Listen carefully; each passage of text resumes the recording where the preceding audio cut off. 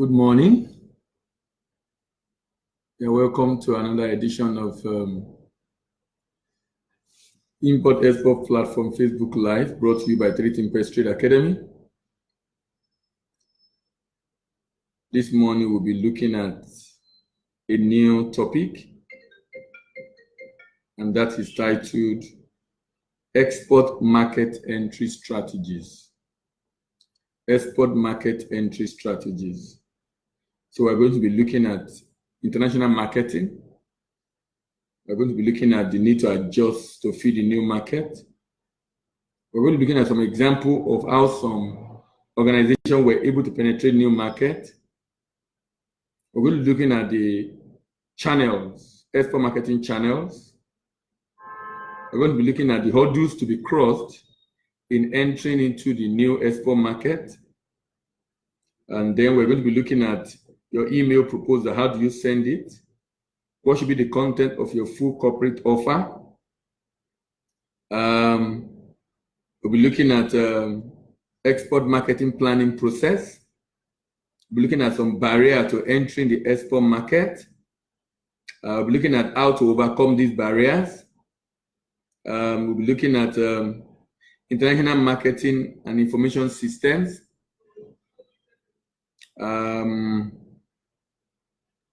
And some internet sources also for you to look for buyers.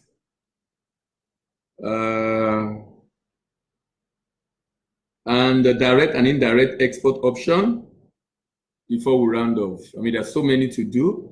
We might be getting to part 10 in this one, and that's the understanding export market entry strategy. Understanding export market entry strategies. And this is really so important because of the implication for your business. Because when people talk about buyers, or export rather, one of the major challenges that many believe they have is getting buyer. Maybe that might work for commodity, but for most products, if you know exactly what you are doing, getting buyer will not be a major challenge at all. So we'll be spending a lot of time discussing this, understanding export market entry strategy. Probably for the rest of the week, this might be our topic, but let's see how it goes. Marketing has been defined as an organizational function and a set of processes that does 4 things, even though there have been other people that have postulated that it's more than 4. Some say 5, some say 6, some even say 7, but let's just stay with the 4, which is the most common ones. The processes involve creation of value, capturing of the value, communicating the value, and delivering the value to the customer. So marketing has been defined as an organizational function and a set of processes for creating value, capturing value, communicating value, and delivering value to the customer, and for managing customer relationship in ways that benefit the organization and all the stakeholders involved. Now, in that definition, you will see 4 things that come out very clearly. Value creation, and that is the usual product. Value capture, that is the price. Value communication, that is promotion. Value delivery, that is place. So marketing involves deciding, strategizing, planning towards getting what exactly do we want to export? What are the opportunities in the market that we want to explore? So marketing starts from there. Product, value proposition. What are you actually presenting that you want to do for the people to know? First of all. Number 2, after creating the value, is to capture the value. Capturing actually has to do with your pricing. It has to do with your pricing. How much is this good worth? What is the cost and how much can you sell? Pricing. The next one is promotion. How do you communicate this value to people? How do you get people to see the price, to know the product? And you should also know that in communication, Your goal is to create awareness. In the course of continuing this promotion, it generates desire. With continuous promotion, you move on to the level of interest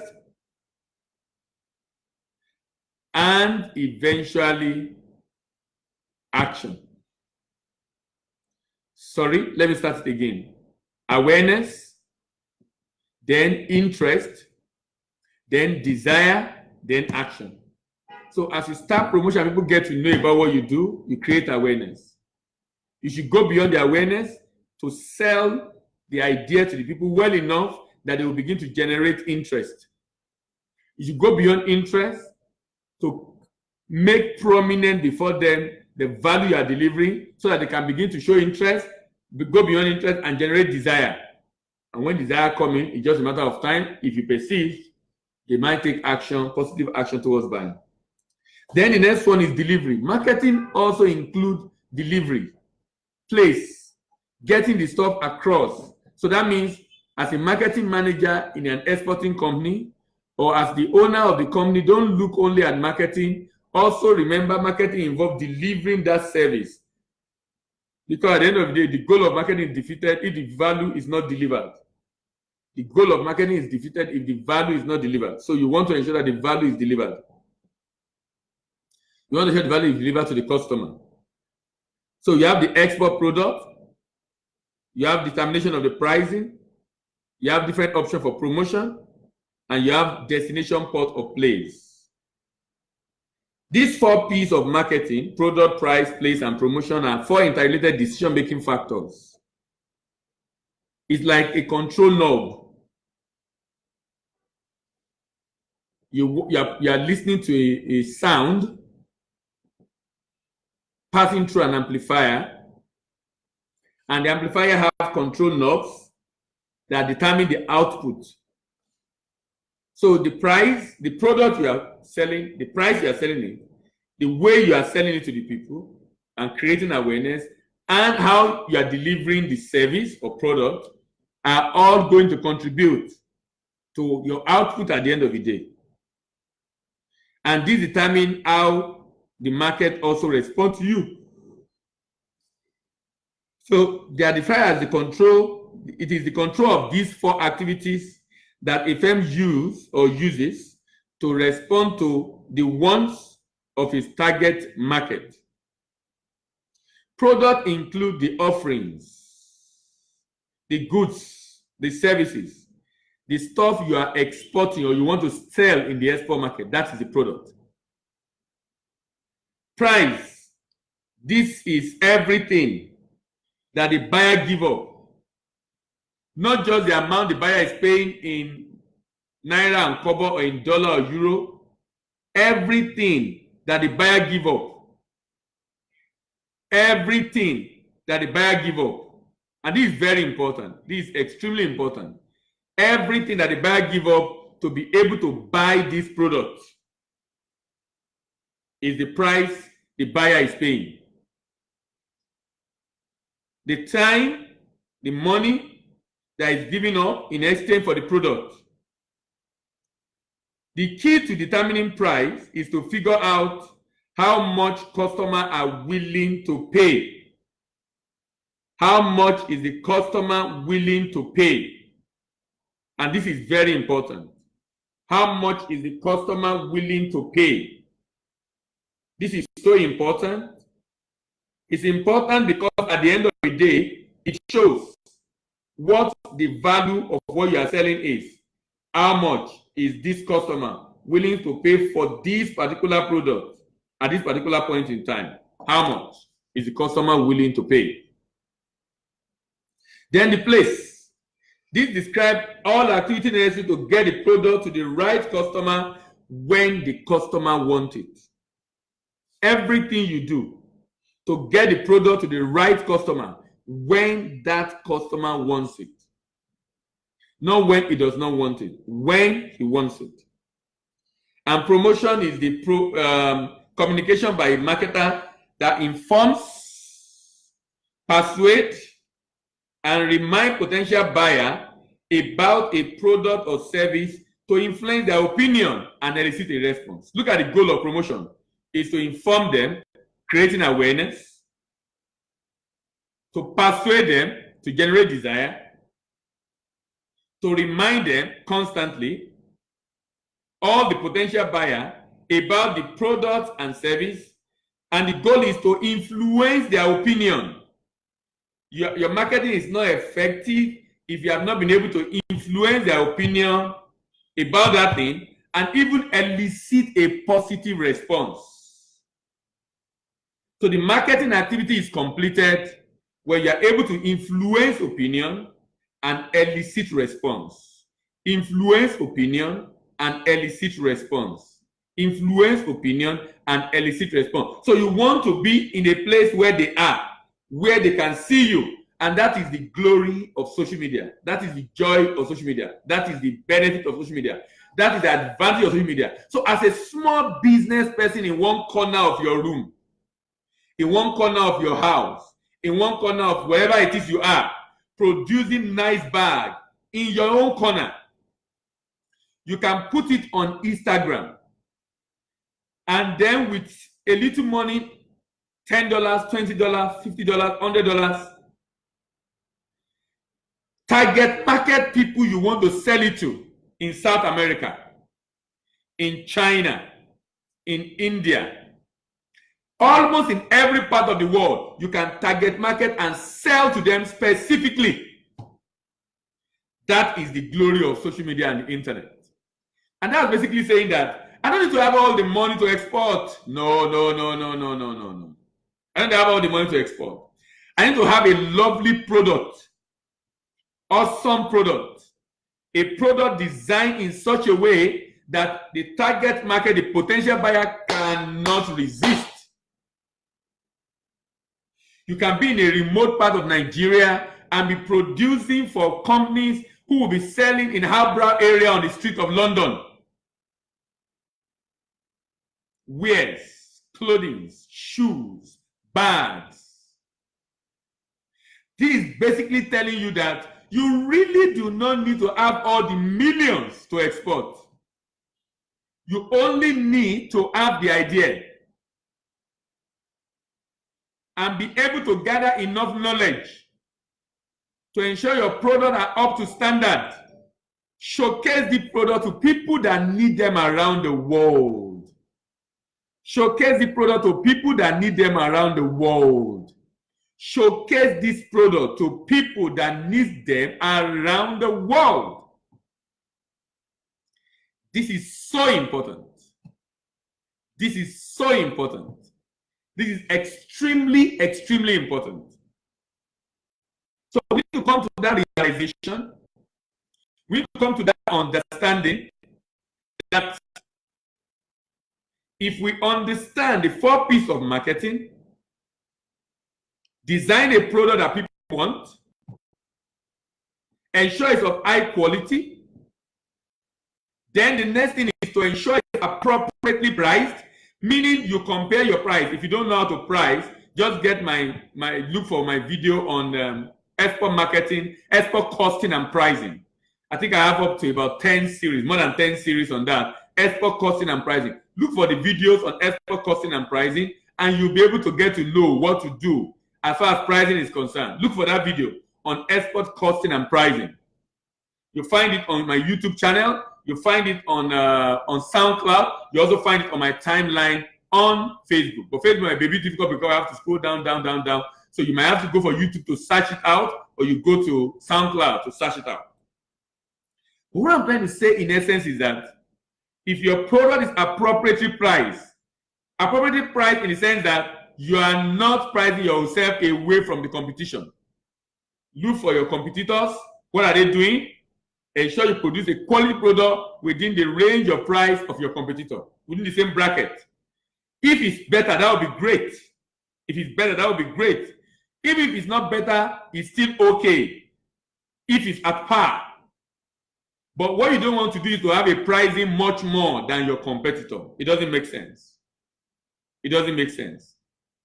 So you can look for the video on export costing and pricing, and you'll be able to have a good understanding you'll be able to have a good understanding of how to properly price your product. So have a good product, well priced, and then promote it, promote it, promote it. There are options for promotion. We'll be looking at all that in this series. This series might take us up to part 20 actually. We'll look at all that in this series to have a good understanding of how to promote. Remember, the goal of promotion is to inform your target market, to persuade your target market, to constantly remind your target market of your product with the goal of influencing them to take an informed decision and buy your product. And there are options you can explore to achieve this. There are options you can explore to achieve this. There are options you can explore to achieve this. Peter Omeke, thank you very much for joining. Good morning. Taiwo Olowo, thank you very much for joining. Good morning and welcome. So this, and then the place, the way you deliver. How soon do you deliver after the product, after people are paid? How soon do you deliver? How soon do you deliver? Did you put there on your page how long did it take? If you know this thing will take 5 days, tell them 7 days and deliver it in 5 days. So you under promise and over deliver rather than over promise and under deliver. You want a situation in which you're able to deliver it to them wherever they are in the world on time and in time, just the way you are promised. So your delivery is also very important. There's no use having a good product but with a bad service delivery, because that might spell doom for that transaction. That might spell doom for that transaction. That might make it difficult for you to be able to know.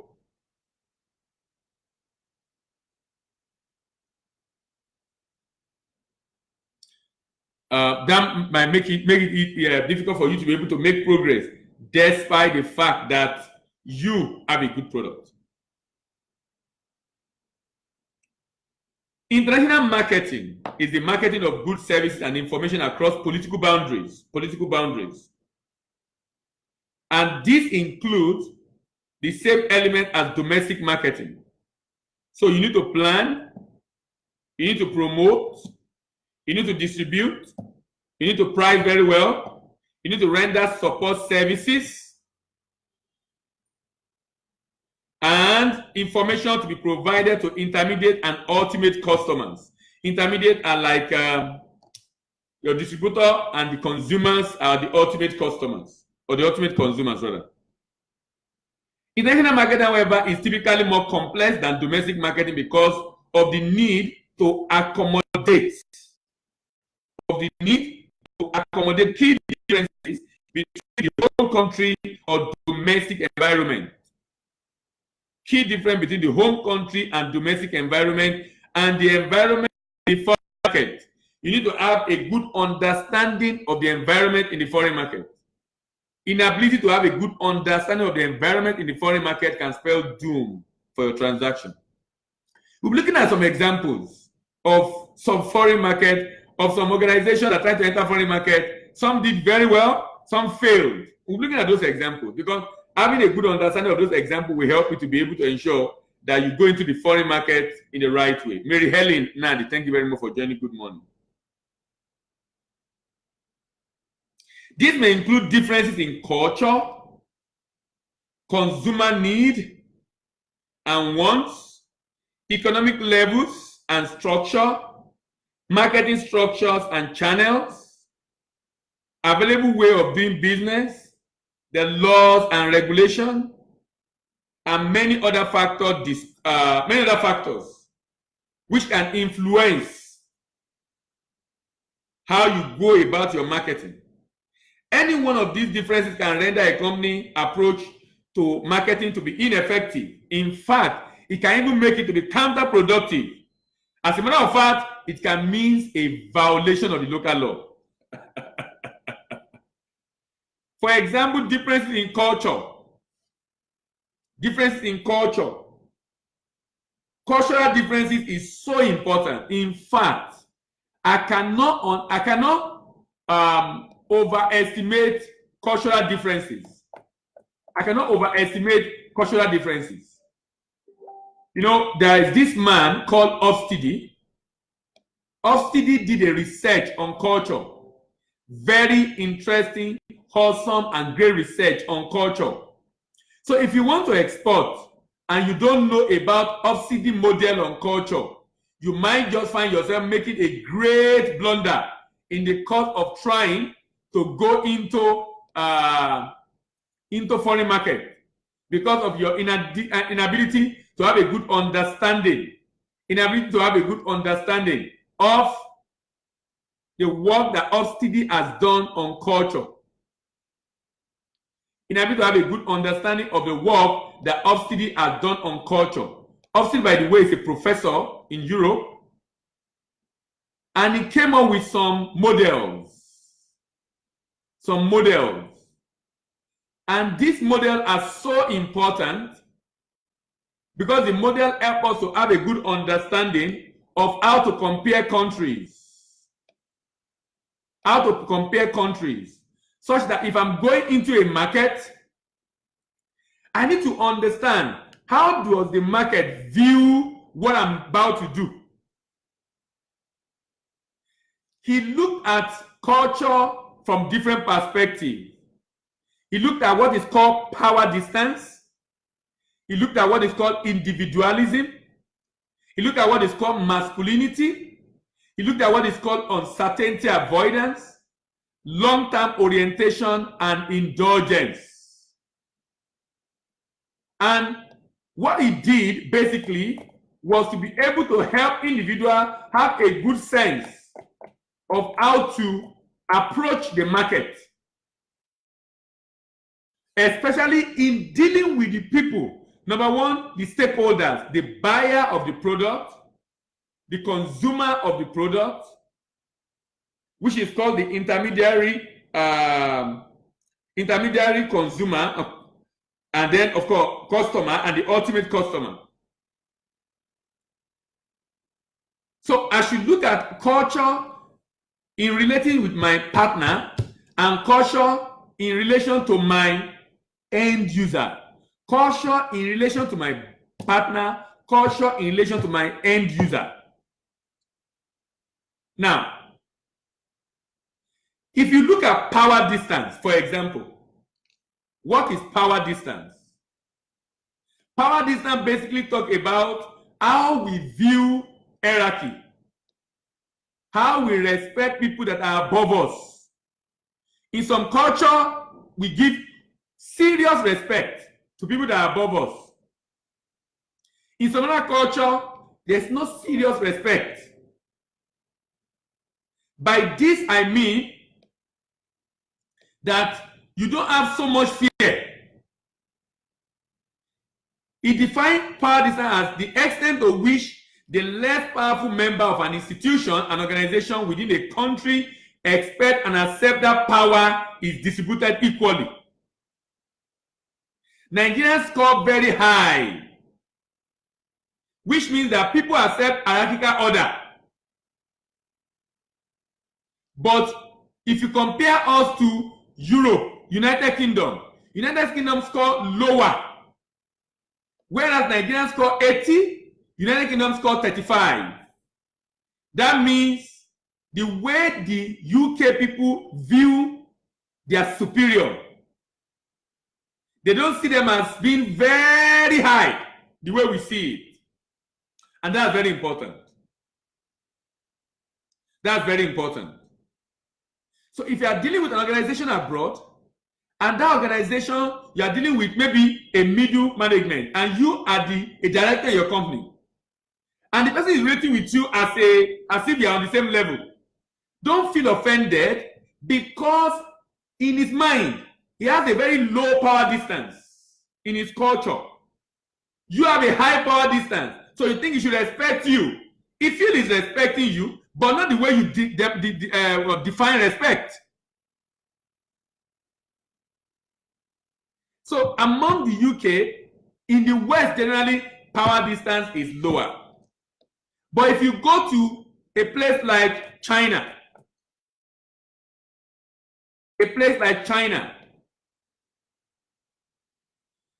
power distance of China and Nigeria are similar. Remember, United Kingdom is lower, but Nigeria and China are similar. So in terms of how we view people that are above us, are ahead of us, both Nigeria and China think the same way. You don't know how serious this is. You don't know how serious this is. If you understand how serious this is, you know this can spell doom for your transaction in the way you view and relate with the buyer you are dealing with. The way you view and relate with the buyer you are dealing with. The buyer you are dealing with might not see you, even though you are a director in your organization, might not see you as being so high than him. He might even be a junior staff where he is. And he will talk to you, hi, Kule, how are you? Okay, let's get down to business. How do we go about this transaction? And you're wondering, who is he? Why is he talking to me like that? That is an African mindset. That's an African mindset. That might affect you being able to get buyers. That might affect your relation with your buyers because you see the buyers not respecting you and because you hold respect so dear in Africa and they don't see it that way. Forgetting that you are relating with a different culture, you become very unhappy and angry. You become very unhappy and angry with your potential buyer. Let down your guard. Begin to see the way they see. And this is very important. And this is so important. So important. Let's assume you want to sell a product. If you look at the level of indulgence, it varies also. If you compare Nigeria to China, Chinese don't indulge themselves at all. Nigeria indulge themselves a lot. Even United Kingdom indulge themselves, but not as much as Nigeria. Now, the implication for indulgence says that the extent to which people try to control their desire and impulses. Now, for Nigeria, we are unable to have more control over this. Look at Nigeria for indulgence. Nigerians score 84%. So Nigerian culture is said to be one of indulgence. People in that society classified by high score in indulgence generally exhibit willingness to realize their impulse and desire. So we do a lot of spontaneous buying. We treat ourselves very well. We enjoy life. That's why we have a lot of Owambe. So if you are selling a product that involves indulgence, clothing, wares, cosmetics, things that indulge, it will do well in UK, it will do well in Nigeria, it will not do well in China. China does not indulge. China scored 24% at that level. Can you see the way culture is affecting the way people do stuff? Culture is so critical. Culture is so important. Culture can spell doom for your business. What I'm saying this morning is, in your export market entry strategy, respect culture. Respect culture.